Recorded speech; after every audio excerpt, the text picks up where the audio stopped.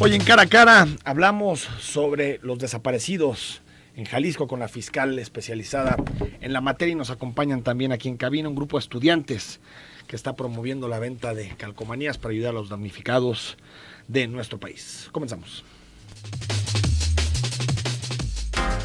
A partir de este momento, estamos cara a cara con la política y sus protagonistas. Cara a cara con los temas sociales y económicos. Cara a cara con la agenda de Jalisco. En esta mesa caben todas las ideas. Promomedios Radio presenta Cara a Cara con el periodista Enrique Toussaint.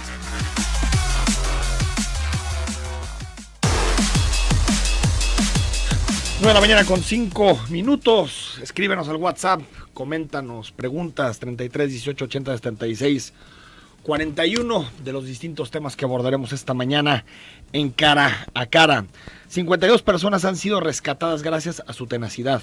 Se apilan una tras otra las peticiones para erigir una estatua que le haga honor a su tremenda labor rescatista. La conocen en Japón, Perú, Brasil. Mariana Chan le dicen en Japón. Marina Chan, le dicen en Japón. Es la perrita Frida, conocida por sus lentes y guantes azules que protegen sus patas delanteras y un chaleco que porta orgullosamente con el nombre de la Marina. Frida se ha convertido en más que una perrita rescatista. Es el símbolo de la solidaridad del pueblo mexicano frente a la tragedia.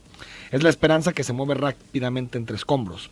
Por ello, un grupo de estudiantes del ITESO decidieron ponerse manos a la obra y diseñar unas calcomanías de Frida con el objetivo de que la recaudación obtenida vaya directo a ayudar a los damnificados que sufren carencias muy importantes a menos de una semana del sismo que sacudió las entrañas de nuestro país. Y saludamos a este grupo de estudiantes, son una parte de este grupo de estudiantes. Sofía, ¿cómo estás? Muy bien, gracias. Gracias por estar con nosotros. Carlos, ¿cómo estás? Muy bien, gracias. David, ¿cómo te va? Hola Enrique, buenos días. Jesús, gracias por acompañarnos. Gracias a ti. Oye, si quieres, Sofía, platícanos cómo surgió la iniciativa, quién comenzó con el diseño. Pues yo acababa de aprender a ilustrar, entonces decidí hacer este dibujo, pero para que las personas les naciera donar zapatos para los perritos rescatistas, y entonces empezó a crecer muchísimo la cantidad de retweets y de likes que le daban en Twitter, y un amigo me dijo, pues podemos utilizar esto para poder ayudar de una manera más directa, y yo me sentía personalmente muy impotente porque no podía hacer nada más que dar retweet a cosas o intentar donar, y entonces se nos ocurrió esto de empezar a hacer calcas y venderlas en el ITESO, y cada vez creció más y más y empezamos a vender en distintas partes de México y en distintas partes del mundo, y pues nació esto. ¿Tú hiciste el diseño de la calca? Sí. Y a ver, platícanos, ¿cuánto cuesta cada una? ¿Dónde puedes ir a adquirirlas? Cuestan 30 pesos, ¿sí? Y 10 las chiquitas, y en Guadalajara estamos vendiendo en el ITESO y en Chapultepec todavía. Pues estuvimos 3 días vendiendo en Chapultepec, sí, el viernes, el sábado y ayer domingo, pero estamos planeando en dar un último día para Guadalajara, para los que no pueden comprar adentro del ITESO. Probablemente sea día martes de 2 de la tarde a 8 de la noche, para que vayan. Cualquier cosa lo vamos a publicar en nuestros perfiles de Twitter, pero sí queremos darle un último día a las personas para que puedan comprarlas. Pero, Sofía, ¿por qué Frida? ¿Por qué elegiste la figura de Frida? Pues siento que Frida es un símbolo como de unión entre los mexicanos, y pues más que la sticker es recordarnos que estamos juntos en esto y que podemos seguir adelante. David, ¿cómo asegurar que este dinero recaudado y el dinero que van a obtener por la venta de calcas llegue realmente a los más necesitados? Pues mira, Enrique, la estrategia va así. Nosotros estamos colaborando con una organización de varias universidades de México que se llama UNIRED, que es para prevención y atención durante desastres. Está conformada por universidades como el ITESO, la Ibero, el ITAM, la Autónoma Metropolitana, Anáhuac. Entonces, es una organización totalmente autónoma que está dirigida por sí misma. Nosotros vamos a generar una bolsa de recursos, se va a enviar a UNIRED y UNIRED se va a encargar de distribuir a los lugares donde sean más prioritario. Es decir, los lugares que tengan una alta zona de vulnerabilidad, lugares destruidos donde la población esté mucho más afectada.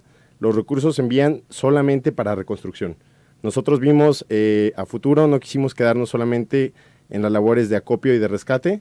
Dijimos, vamos a ir a reconstrucción porque cuando pase, digamos, este momento de tanto apoyo tan efusivo, la gente va a dejar de apoyar con tantos ánimos como es natural, y dijimos, nosotros vamos a apoyar con reconstrucción.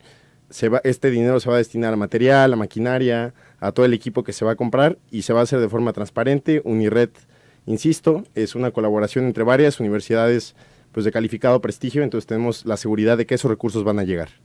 Y entonces, David, ¿los 30 pesos íntegros van al apoyo o ustedes pagan pues, un cierto costo de hacer las calcas? Pues al principio se empezó, digamos, algún dinero se tuvo que haber puesto, pero ya después fueron autónomas, ¿no? Jesús es el que tiene más. De hecho, empezamos el jueves. Ron me habló y me dijo, oye, ¿sabes qué? Ayúdame a vender en el ITESO. Yo le dije, claro, porque yo entraba hasta la 1 ese día, nada más tenía una clase. Entonces yo llegué y puse como 120 pesos de mi dinero para las calcas y yo le dije, y imprimimos como 10 planas, que son como 200 calcas.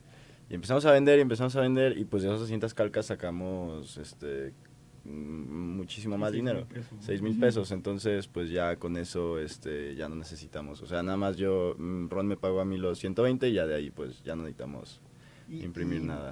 ¿Y saben más o menos cuánto han logrado obtener por la venta? Pues yo creo que ya ahorita llevamos por lo menos nada más hasta ayer como unos poquito más de 100,000 pesos, pero todavía falta que nos envíen todo el dinero de todos los puntos de venta que tenemos en México. ¿Ustedes se sorprenden, Sofía, Carlos, de la respuesta que ha tenido en particular su generación ante este desastre? Unos ya les dicen que es el sismo de los millennials.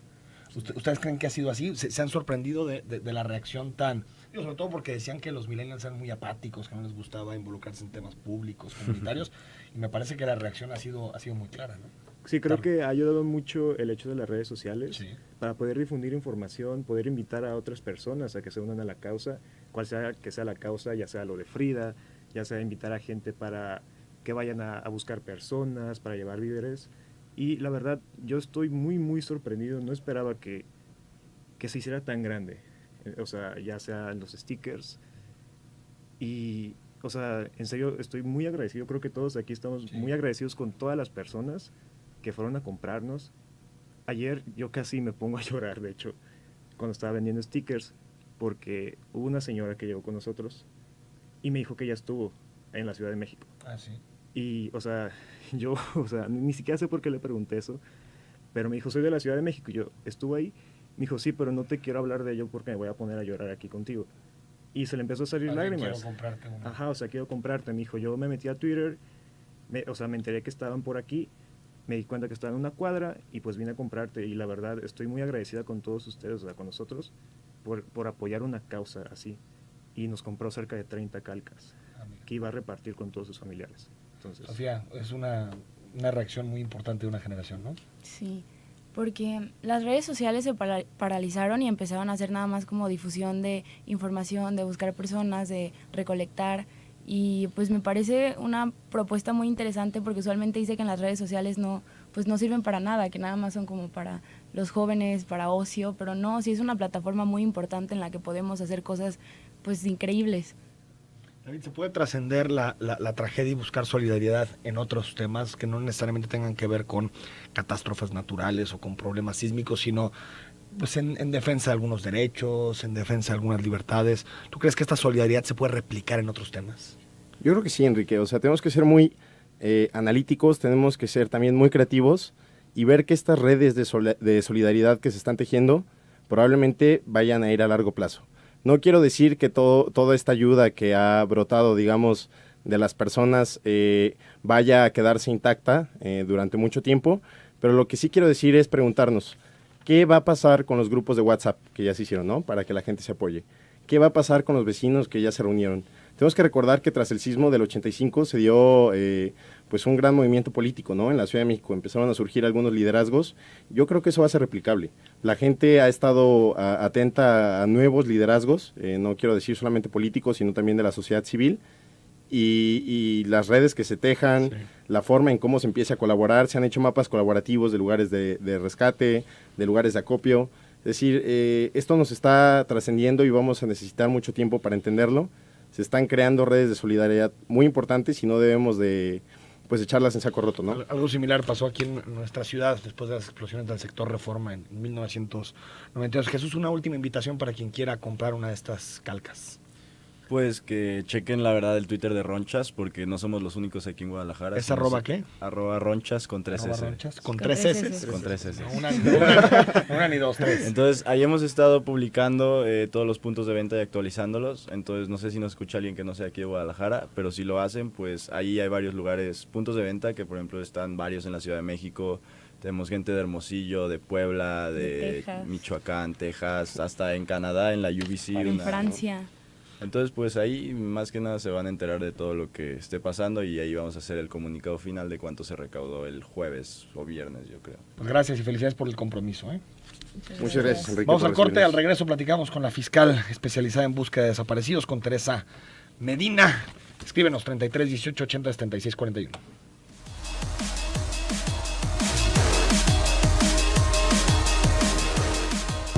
Escucha y decide. Zona 3, 91.5 FM.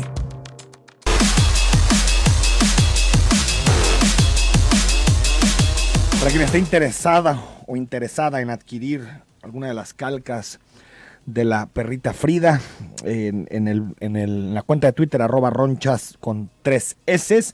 Yo lo voy a compartir también de mi cuenta personal, @ftousaint con doble S. Ahí va a estar toda la información, ya quedan algunas horas, por si podemos ayudar a nuestros hermanos de la Ciudad de México, de Morelos, de Puebla, y también sigue el centro de acopio aquí en Mariano Otero 3405, en Grupo Promomedios. Si puedes ayudarnos con alimentos, con medicamento, todo lo recaudado se va directamente a Atlixco, Puebla, parte camión con 3 toneladas en algunas horas. Hoy platicamos sobre los desaparecidos, una tragedia diaria, un fantasma silencioso que carcome a las familias y debilita el tejido social. En Jalisco hay más de 2,000 desaparecidos aceptados por el gobierno y las organizaciones sociales consideran que la cifra podría incluso superar los 7,000. En su última encuesta, el Observatorio Ciudadano Jalisco Como Vamos detectó que el 7% de las familias jaliscienses ha sufrido la experiencia de una desaparición, no necesariamente interior en su familia, sino puede ser de algún conocido. Un flagelo tan cotidiano y doloroso que la semana pasada se agregaron a la lista jóvenes como Mariana y Alejandro, de 18 y 19 años. Y sin embargo, los gobiernos han hecho poco o nada. La realidad es tremenda. Los distintos gobiernos gastan más dinero en buscar automóviles que en identificar personas desaparecidas. Y por mucho tiempo, hasta 2015 al menos, el fiscal Luis Carlos Nájera negó el problema. Hace algunas semanas, el gobernador Aristóteles Sandoval presentó la Fiscalía Especializada para la Búsqueda de Desaparecidos en un contexto de escepticismo por parte de las organizaciones de víctimas que no confían en la buena voluntad del gobernador. Hoy platicamos sobre desapariciones con la titular de la Fiscalía, Teresa Medina. ¿Cómo estás, Teresa? Muy bien, Enrique, muchas gracias. Buenos días. Oye, Teresa, tú eres una persona con prestigio en este tema. ¿Por qué aceptaste el cargo? Yo creo que en el trayecto profesional que he tenido, he estado en otros cargos y en otros temas igual de ágidos y complicados como los feminicidios y la trata de personas. De manera que para mí es un reto importante y principalmente yo creo que quienes tenemos la convicción de trabajar por la defensa de los derechos humanos debemos estar detrás del escritorio. El trabajo de las organizaciones de activistas de derechos humanos es muy importante y yo esperaría en el futuro, en este presente, que muchas personas que nos interesan los derechos humanos estemos trabajando dentro de las instituciones, que es ahí donde tenemos que hacer el cambio y empujar cambios. ¿No te preocupa, fiscal, que se utilice la fiscalía, incluso tu trayectoria, como una fachada en una agenda que en realidad el gobierno no quiere combatir?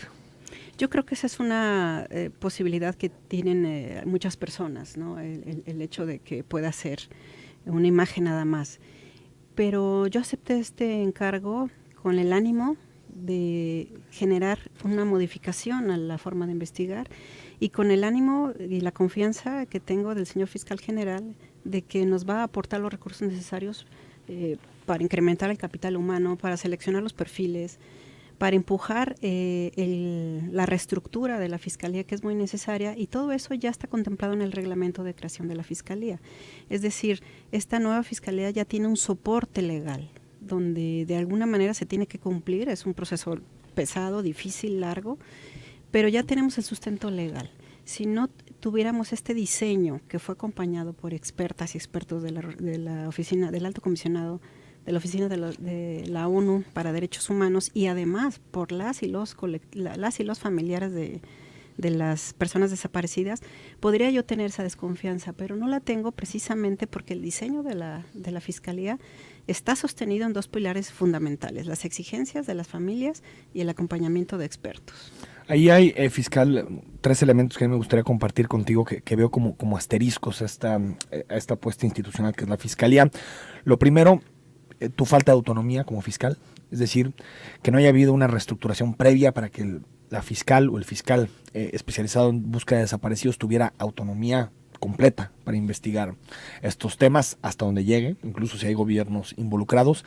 Segundo, me parece que no está claro el compromiso económico. Es decir, no sabemos si en el presupuesto realmente los diputados o el fiscal o el gobernador mandarán un presupuesto en donde realmente te asignen los recursos necesarios para buscar a estos miles y miles de jaliscienses que están desaparecidos. Y tercero, que no sé, fiscal, si de alguna forma en un principio hubo inclusión de los grupos de sociedad civil y de las organizaciones y colectivos, pero que después al final en la confección, en la búsqueda por un titular, incluso las organizaciones dijeron no nos contemplaron. No sé qué me puedas decir de estos 3 elementos. Bueno, las noticias que yo tengo, porque yo no participé en la selección previa y en el diseño previo. A ti te recomendó Naciones Unidas, ¿no? ¿Recomendar? Sí. Bueno, yo tengo, digamos, cercanía desde antes con grupos desde la Pero ciudad. a ti no te eligió el gobernador, digamos. No. Entiendo que fue un proceso de elección donde participaron los colectivos, Sí. donde participó sociedades de defensa de derechos humanos como el CEPAD, que es muy importante aquí en Jalisco y que es tiene mucho activismo en la defensa de las personas que tienen familiares desaparecidos. Fue un proceso de selección, de manera que esa es la información que yo tengo, no fue una designación directa. No fue un dedazo ni el fiscal ni el Así gobernador, ¿no? Así es. Y por otra parte, tienes toda la razón en el sentido de se requieren recursos para poder impulsar todo el esquema que tiene el reglamento de creación de esta fiscalía. Es una reestructura que se tiene que hacer que implica recursos tecnológicos, logísticos y de recursos de capital humano. Y eso se tiene que estar contemplando para el año que viene, porque obviamente en este año pues no creo que haya estado contemplado todavía. No lo sé de cierto. ¿Pero no tienes presupuesto, por ejemplo, ahorita? En este momento no. Nada. No. Pero eso no implica, porque de hecho el reglamento refiere que tiene que haber un presupuesto diseñado especialmente para esta fiscalía. A partir del 18. Seguramente. Pero en estos meses operas con lo que la fiscalía te provee. 25 días de creación apenas. 25 días de creación. Sin embargo, yo ya tengo pronosticado que para el mes que viene tengo nuevos elementos. El señor fiscal me pronostica pues que el mes que viene tenemos la primera grupo de personas entre plazas de ministerios públicos y de policías investigadores que van a incrementar nuestro recurso humano. En el asunto de la autonomía te lo decía, fiscal, porque si tú mañana comienzas una investigación con los ministerios públicos que vas a tener a tu cargo y vas encontrando que hay una red al interior del gobierno en donde se sabe que por distintos motivos, sean económicos o políticos, se desaparecen a personas, la falta de autonomía de tu cargo hace que si molestas al gobernador o al fiscal en las investigaciones, pues ellos puedan decir, prescindimos de tu cargo.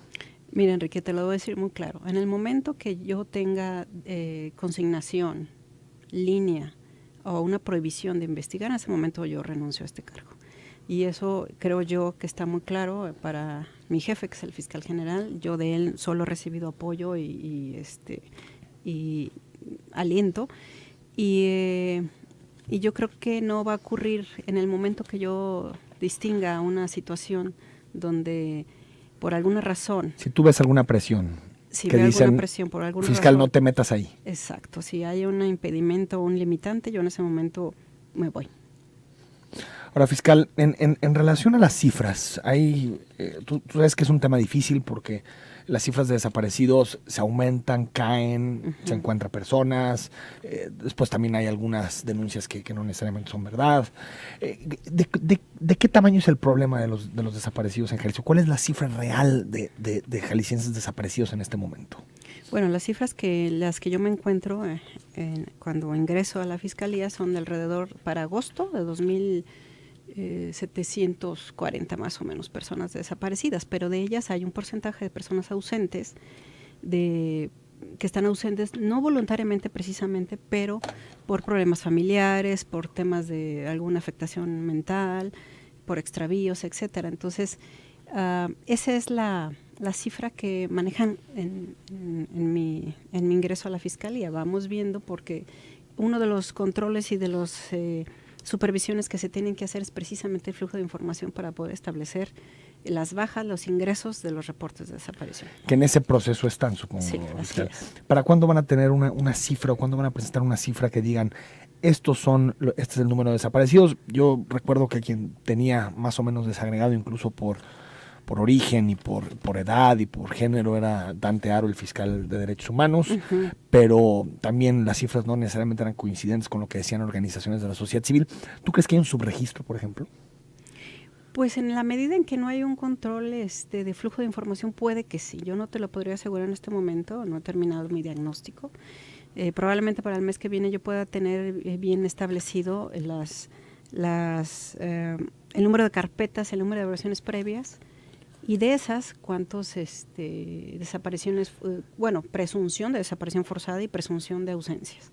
Hasta el día de hoy, fiscal, ¿cree que el Estado, sus instituciones, la Fiscalía General del Estado, el gobernador, le han dado prioridad a este tema, al tema de los desaparecidos? Bueno, yo creo que es un tema en la mesa porque de hecho esa fue la razón por la cual se creó esta Fiscalía.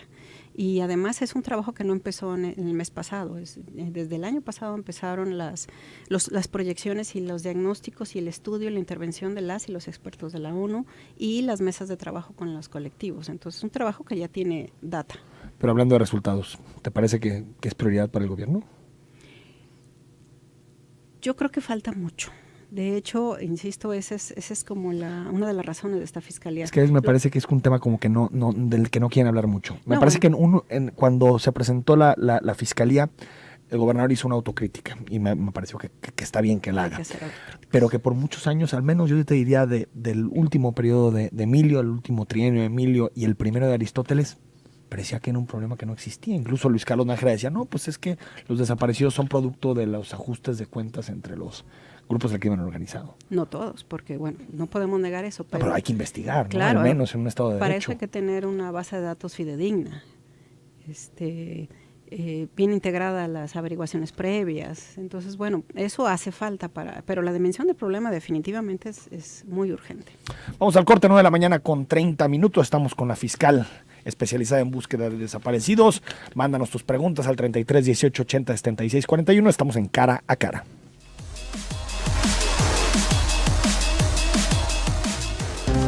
Decide y actúa.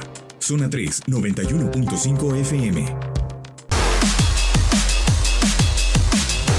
9 de la mañana con 34 minutos. Escríbenos tu opinión sobre esta nueva fiscalía especializada en personas desaparecidas. ¿Crees en la Fiscalía? ¿Te parece una apuesta institucional sensata? ¿Confías en que la fiscal que está aquí a mi derecha tendrá la autonomía para investigar y llegar al fondo en estos temas, en la búsqueda de desaparecidos? Escríbenos 33 18 80 76 41. Fiscal, sobre el tema de la alerta Amber, ¿sigue ahí el titular de alerta Amber? ¿Fue removida? Sí, en la alerta Amber ya está todavía la maestra Francelia. ¿Francelia? Uh-huh. ¿Y no piensa ser removida del cargo? Mira, yo estoy ahorita precisamente en la revisión de los perfiles y en un diagnóstico, digamos, de la operatividad de la Fiscalía. Y si hay necesidad, habrá remoción de personas. Yo he encontrado tan buenos elementos como no tanto. De manera que para que sea ahora sí que una fiscalía que sirva, una fiscalía eficiente, sí se tiene que revisar los perfiles de las personas que están y remover a quien se tenga que cambiar. ¿Cuál es el grupo de la población fiscal que más te preocupa? Estaba leyendo que crece la desaparición de menores en Jalisco, en un porcentaje importante. También hemos hablado de las mujeres, grupo vulnerable. ¿Cuál es el que, incluso después de lo que supimos en Puebla, ¿no? Gravísimo, cuál es el segmento de la población que más le preocupa a la Fiscalía? Definitivamente, como grupo vulnerable, mujeres y niñas y niños y adolescentes. Sin embargo, en las cifras que yo tengo es un porcentaje mucho menor este grupo de desapariciones en relación con los hombres. De manera que es importante como enfocarnos en ver la operatividad, por ejemplo, del protocolo ALBA, que es un mecanismo de operatividad y coordinación con otros sectores para la búsqueda de mujeres y niñas, por ejemplo. En Alerta Amber es un mecanismo de difusión donde se difunden cuando las y los niños y adolescentes están extraviados. Pero en el protocolo, en Alerta Amber, hay una eficiencia, me parece bastante aceptable. Ellos me están dando como cifras desde que se creó, que fue en abril del 2013, 15,688 reportes. De niñas, niños y adolescentes. De esos, tengo un reporte de que se localizaron 16,911. Pero ¿se localizaron más de los que se reportaron? No. Bueno, es que son reportes. Okay. Y pueden ser por 2 personas. Exactamente. Los niños que se localizaron pueden ser reportes de 2 o 3 niños, entonces por eso se ve que son más. Pero de esos lamentablemente encontramos 25 sin vida. Y de esa cifra que te digo de niños, son por 300 más, son más niñas que niños. Son 8,826 niñas. De manera que hasta el momento hay 31 alertas de esas 15,000. ¿Que están en vida? ¿Que siguen? No, las alertas son las difusiones que se hicieron cuando se reunieron los requisitos de gravedad de alto impacto. Ahorita en este año yo les pedí las cifras porque sé que estaban interesados. De enero a agosto tenemos 7 alertas y tenemos como pendientes 99 niños y niñas no localizados en este año. Nada más. Fiscal, ¿qué apuntan las investigaciones? ¿Por qué desaparecen a niñas y niños? ¿Son redes del crimen organizado? ¿Son problemas al interior de las familias? ¿Son autoridades policiales? ¿Quién está detrás de las desapariciones de niñas y niños? Bueno, en su gran mayoría son problemas familiares, donde en ocasiones las niñas y los niños por algún problema huyen de sus casas o sustracción de papás, de mamás. Hay un porcentaje menor de desaparecen con sus madres en algún levantón o por alguna causa que todavía en las investigaciones no nos arrojan como una definición de la línea de investigación, que es lo que yo he revisado hasta este momento. Pero sobre todo, entonces, una buena parte, problemas al interior de la casa, del hogar. Sí. O sea, violencia contra los niños, contra las madres incluso. Ajá. Y también levantones contra la mamá, en donde también se llevan al hijo o a la hija. Sí, tenemos algunos casos. ¿Es relevante este último porcentaje? ¿Son muchos casos? No, son el mínimo. Yo ahorita no te puedo establecer el porcentaje porque sí necesito sentarme a revisar caso por caso. No podría establecer, pero me parece que es interesante establecer esas diferencias para poder determinar un sistema de investigación más eficiente que el que se tiene en este momento. Y con las mujeres desaparecidas, todo lo que tiene que ver con el protocolo ALBA, también son un modus operandi más o menos similar. ¿Son problemas familiares, problemas con la pareja, o tienen que ver también con trata de blancas, con todo lo relacionado con el crimen organizado? Hasta este momento solamente tengo identificado una posible caso de trata de personas. Estamos ubicando a la señorita que probablemente esté en Zacatecas, pero ahí nos enfrentamos muchas veces con falta de colaboración de las instancias de procuración de justicia de otros estados. Ese es otro tema, el hecho de que a nivel nacional hace mucha falta una política integral. Una homologación, ¿no? Una política que tenga que partir de la federación y se aterriza en los estados de cooperación en las investigaciones. Es que entra la instancia más lógica para perseguir este tipo de delitos es la federación. Porque tiene posibilidad de, digamos, estar por encima de las divisiones de los estados. No necesariamente. Que eso dificulta, ¿no? No necesariamente, porque a nivel federal, obviamente ellos tienen el menor número de personas desaparecidas. El mayor número está en los estados. Sí. Y las delegaciones, digamos, de la PGR, por decirlo así, en los estados, no precisamente es a quienes dirigimos las colaboraciones cuando son temas del fuero común, digamos, sino son las procuradoras o fiscalías estatales. Pero ahí implica, la investigación para la búsqueda de personas tiene mucho que ver con los recursos tecnológicos que no los tenemos completamente desarrollados en el país. Las bases de datos no están alimentadas debidamente, no están actualizadas. Por eso es que esa parte de los recursos tecnológicos se tiene que enfocar para poder dar una respuesta a las personas. No nada más es la búsqueda inmediata, la reacción inmediata en el rastreo en las calles, las entrevistas con los familiares. Sí. En México nos hace falta una política integral donde el Estado y la Federación, los Estados y la Federación tengan colaboración eficiente, sobre todo en el flujo de información en las bases de datos y el compromiso que se tiene de alimentarlas porque hay algunas bases de datos, que por ejemplo el de licencias, que no está actualizado. La Plataforma México, que depende de la Policía Federal, pues tiene algunos recovecos de lagunas de información. Entonces, pero la Plataforma México, que es la mejor integrada, depende mucho de la alimentación de los estados. Entonces, hay que revisar todos esos factores que pueden ser un cuello de botella para las investigaciones, y eso hace menos eficientes. Y también, fiscal, a nivel estatal, la capacitación o la sensibilización de los agentes del Ministerio Público, porque me parece que ahí es una parte fundamental, incluso cuando existe una denuncia por desaparición. Muchas veces los agentes no están sensibilizados con el tema y suelen incluso caer en procesos de doble victimización, donde llegan y le dicen, pues sí, seguro se fue con el novio, seguro se fue a echar unas cervezas con los amigos, y sabemos que las primeras horas para activar los distintos protocolos son fundamentales. Definitivo. Esta fiscalía tiene, por ejemplo, te platico, una unidad de reacción inmediata. Esa la queremos incrementar porque pues obviamente no es suficiente con el número de reportes. Pero cuando hace falta también, cuando tú trabajas por muchos años en una instancia de procuración de justicia, llegas a un desgaste normalmente, donde también hay que ver la parte humana del AI y el servidor público, sí.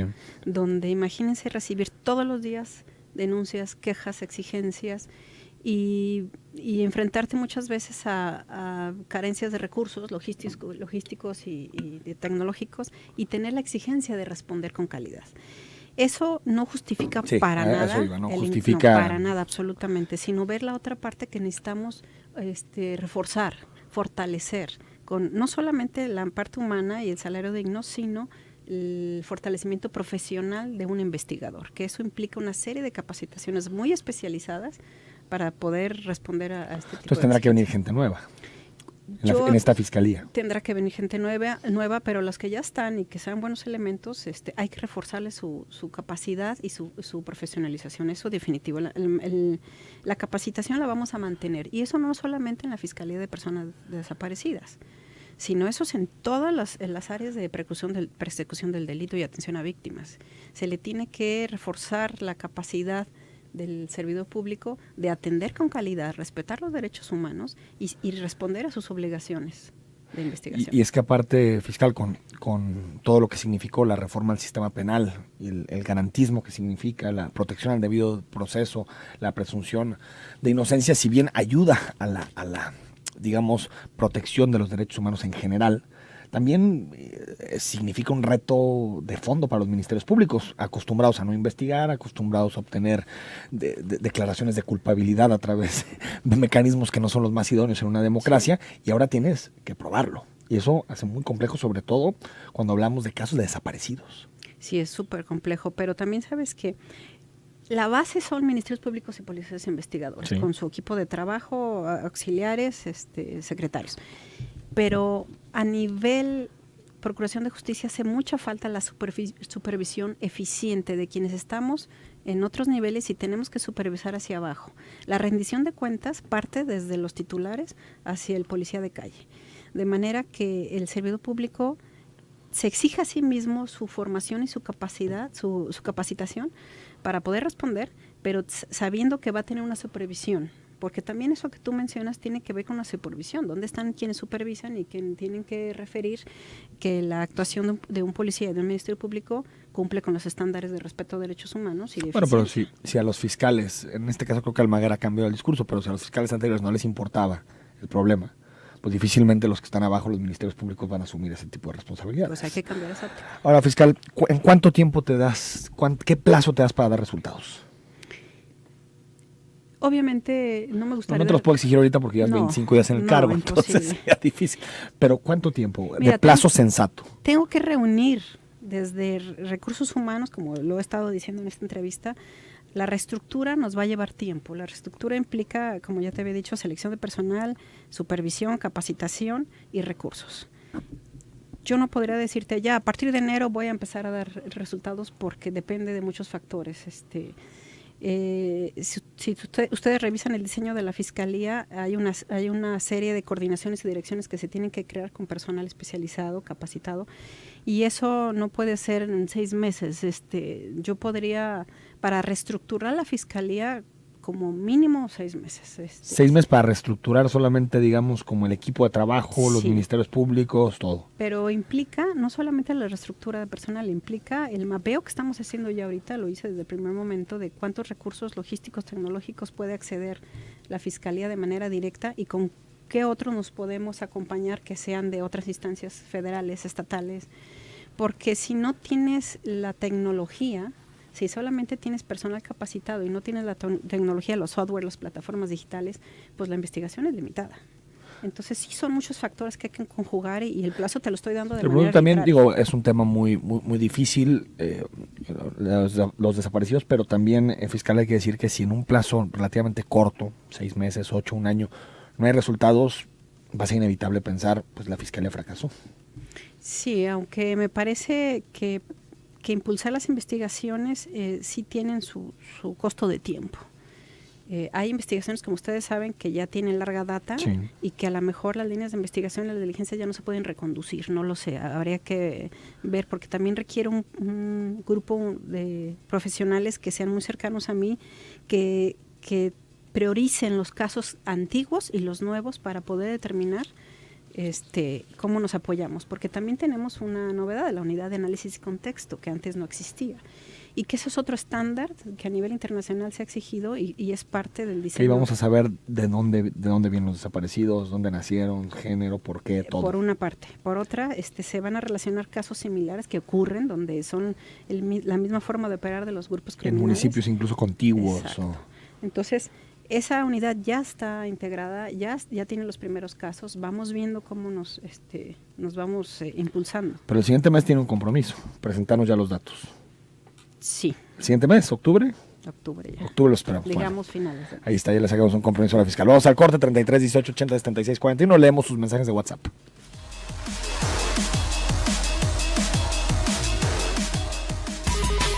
Interactúa con el 91.5 Zona 3. Envía tus comentarios al WhatsApp 33 18 80 76 41.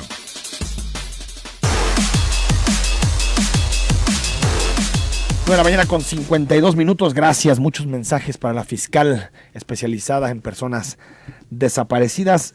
Fiscal, dice Eladio Rosales, buen día señor Tucen, excelente programa como siempre. Mi comentario, la Fiscalía para la Investigación de Personas Desaparecidas será como la serie gringa de los expedientes secretos X.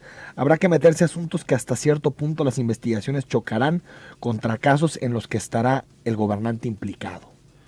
¿Será? Yo no puedo descartar eso, pero como ya lo comentamos, esta fiscalía tiene que ser autónoma y eso es parte de las responsabilidades de la titular. Y yo creo que hay que señalar un tema que es importante. Si bien es cierto que hay un número de casos de desapariciones vinculados con autoridades del Estado, se puede decir de esa forma, sea un policía o sea un funcionario, en relación al global son los mínimos. Sí. O sea, en realidad la mayoría tienen que ver con el crimen organizado. Sí, en términos generales. Con la lamentable guerra que vivimos en nuestro país. Así es. David Ramírez Arana, buen día, saludos a Enrique y a la nueva fiscal. Me interesa participar en policía cibernética o con herramientas de software que necesitan para la búsqueda de personas, solamente si existe por compromiso real de la Fiscalía por ayudar. Si es posible, me gustaría platicar con la fiscal al respecto. Gracias por su atención. Te mandan. Pues ¿no? él Si aborda un aspecto que ya lo comentamos, la investigación científica es fundamental en este tema. Fundamental, y aparte con redes sociales y cibernético. Así es, ¿no? Nosotros estamos en contacto con Policía Científica de Policía Federal para establecer algunas colaboraciones que se irán materializando. Hay que decir, la parte cibernética, la policía cibernética de la Fiscalía, mis respetos. Pablo Arturo, felicidades, aparte de inteligentes, las respuestas tienen un fondo reflexivo y honesto, te dice Pablo Arturo, gracias. Gracias. 88-94, pensando que se va a futuro, ya sea porque la miraron mal, se ofendió o estorba, pensando en dejar un legado, cambios, o solo se va dejando a familiares y desaparecidos más al olvido. Te pregunta en general que si estás pensando más en dejar un legado o si te irás nada más dejando los desaparecidos al olvido cuando termines tu cargo. Bueno, ya es mucho futurismo eso. Estás hoy con el día a día, ¿no? Yo ahorita estoy con el día a día, con las urgencias de restablecer, de reestructurar. Hay muchísimo que modificar en la Fiscalía y bueno, yo no estoy pensando ahorita en mi día de retiro. 8014, buen día. ¿Qué porcentaje de jóvenes se encuentran vivos y qué porcentaje no se encuentran o están muertos? De jóvenes... en general, de desaparecidos.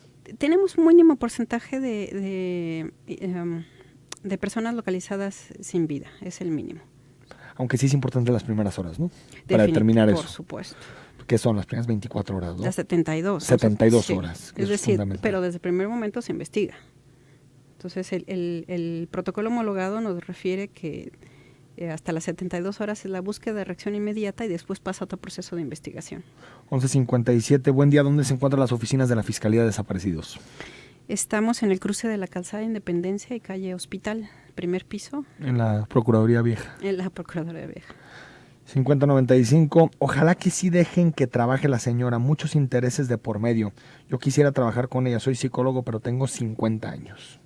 Bueno, no sé si la edad importa. Aquí lo que importa es la expertise. Y la psicología fundamental en esto, por ¿no? supuesto. Sobre todo para... yo creo que no hay... es una muerte en vida para los familiares. Sí, es un tema de por vida. O sea, estar esperando que suene el teléfono horas y horas. Joel dice... También va a decir, Eduardo, ya no salgan a la calle porque te pierdes o te desaparecen. Ahí demuestra que ningún lugar es seguro. Las autoridades no pueden ni buscan a quién embarrar su incompetencia. También va a decir, Nájera, ya no salgan a la calle porque te pierden o te desaparecen. Bueno, yo creo que lo último que puede hacer una sociedad es abandonar el espacio público. El espacio público es de todos. Dicen también, el problema de los delitos hacia las mujeres es por la indiferencia de los delitos cometidos hacia los hombres. Buenos días, Enrique. ¿Por qué cuando una usuaria de transporte de plataforma sufre un delito todos se manifiestan? ¿Y por qué nadie dice nada de los homicidios, robos y violencia que sufren los choferes de los usuarios? ¿No crees que es como sociedad somos de doble cara, incluyendo a ustedes como periodistas? ¿Acaso los choferes no son padres, hijos, hermanos?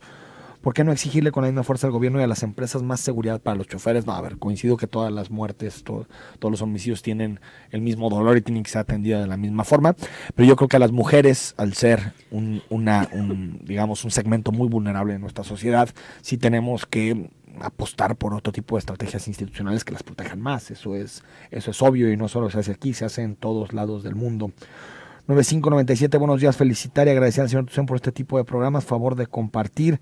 Gracias, también nos mandan una fotografía de una persona, no sé si lo tenías, Edgar Fernando García Cuevas, de 20 años, de todos modos aquí le pasamos los datos a la fiscal. 2597, perdón, no escuché si proporcionaron el link para los bienevales, ahorita lo pasamos con muchísimo gusto. 687, hola, buenos días, por vigilancia en la Purísima y la Alameda, mucho robo y secuestro, muchas gracias también por tu reporte. 4710 que nos manda nuevamente, amigos, Zona 3, quisiera aprovechar para invitarlos a una contribución, nuestro centro de acopio móvil que tendremos el día de hoy, lunes, desde las 9 de la mañana hasta las 3 de la tarde, en la esquina de Monte Carmelo y Calzada Independencia. Muchas gracias por 6802, igual en Café Oromaya en Chapalita ya venden stickers de Frida, de Frida, con lo que tuvimos antes de la entrevista con la fiscal. Saludos, muchas gracias. José Carlos, se aseguran por qué no son políticos. Bueno, con relación al tema de la venta. Fiscal, entonces comienza el proceso, lento. Seguramente tendremos primero, como nos decías, el diagnóstico, la reestructuración de la fiscalía y ya en 2018 podemos empezar a hablar, pues no sé si de resultados, pero al menos de que ya está en marcha la fiscalía. Yo espero que sí, estamos trabajando por ello. De hecho, lo que yo siempre les ofrezco a los colectivos de familiares es trabajar 12 horas, 24 horas, las que correspondan, para lograr tener resultados. Y eso implica tener un equipo bien conformado, porque la fiscal sola no va a poder. Yo creo que también la interlocución con las víctimas y las organizaciones es fundamental, eso, ¿no? Porque aparte permanente. Ellos y ellas conocen con mucha precisión qué pasó con sus desaparecidos, ¿no? Sí. Fiscal Teresa Medina, gracias por haber estado con nosotros. Ojalá nos estés acompañando en distintas ocasiones para darle seguimiento. Es un tema que nos interesa mucho aquí en Cara a Cara y en general en Zona 3 Noticias. Muchas gracias, Enrique. Muchas gracias, fiscal. Nos vamos nosotros. Mañana está con nosotros el secretario de Trabajo y Previsión Social, Tomás Figueroa, para hablar sobre temas relacionados con el empleo, con los salarios, con el crecimiento económico en la entidad, por qué se generan empleos de tan mala calidad en Jalisco. También escríbenos, danos tus comentarios. Soy Enrique Tucen y hasta mañana a las 9 de la mañana.